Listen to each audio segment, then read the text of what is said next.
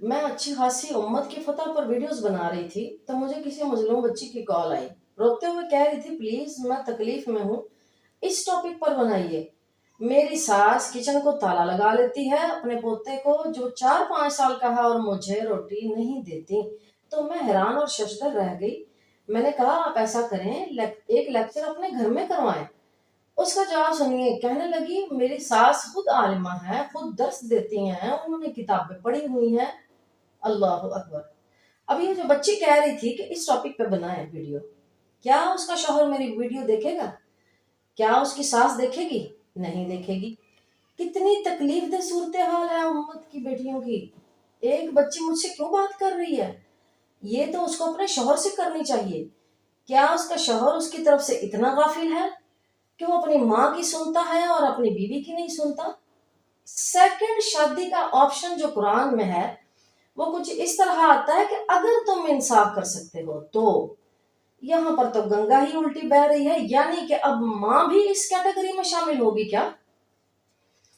اچھا، اس بچی نے جو مجھ سے بات کی تو میں سوچ رہی تھی کہ میں کیا کر سکتی ہوں، زیادہ سے زیادہ اس کے لیے دعا کر سکتی ہوں۔ پہلے تو میرے نبی کا دور تھا، خواتین بھاگتی آتی تھیں جیسے خولہ آئی تھی، قد سمع اللہ قول التی تجادلک فی زوجہا وتشتکی الی اللہ۔ تیرے پاس ایک بڑھیا آئی اور وہ تجھ سے جھگڑا کر رہی تھی اپنے شوہر کے حوالے سے اور اللہ سے شکایت کر رہی تھی، تو میرے نبی کے دربار کی طرف خواتین رخ کرتی تھیں۔ صحابہ کرام کا دور آیا تو انصاف کے لیے ان کے دربار میں جاتی۔ اب کہاں جائیں؟ عدالتیں پاکستان میں، جہاں سے انصاف لینے کے لیے ان کو پیسے دینے پڑیں گے، تو انہی پیسوں کی روٹی نہ کھا لیں۔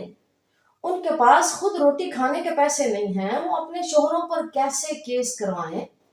ایک بہن کہتی ہے کہ میں نے اپنے شوہر سے کہا کہ میں نے تم پر کیس کروا دینا، تم مجھے خرچہ نہیں دیتے۔ تو شوہر صاحب کہتے ہیں شکر ہے جان چھوٹ جائے گی، اندر بیٹھ کر آرام سے روٹی کھائیں گے، کمانا نہیں پڑے گا، کروا دو کیس۔ اتنی ڈٹائی!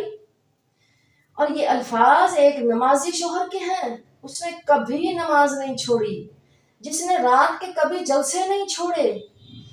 کیا رات کے جلسوں میں مولویوں نے بس ایک ہی حدیث سنائی ہوگی؟ لعنت ہوتی ہے اس بی بی پر جو شوہر کے پاس نہیں آئی۔ یہ تو نہیں بتایا ہوگا کہ اس عورت کے نان نفقے اور اس کے بہتے ہوئے آنسو کی تجھ سے پوچھ ہوگی۔ تو آپ کو اگر اس ویڈیو کے اندر کچھ سیکھا تو اس کو شیئر کیجئے تاکہ کسی کا فائدہ ہو جائے، کوئی تو اللہ سے ڈر جائے۔ السلام علیکم ورحمۃ اللہ وبرکاتہ۔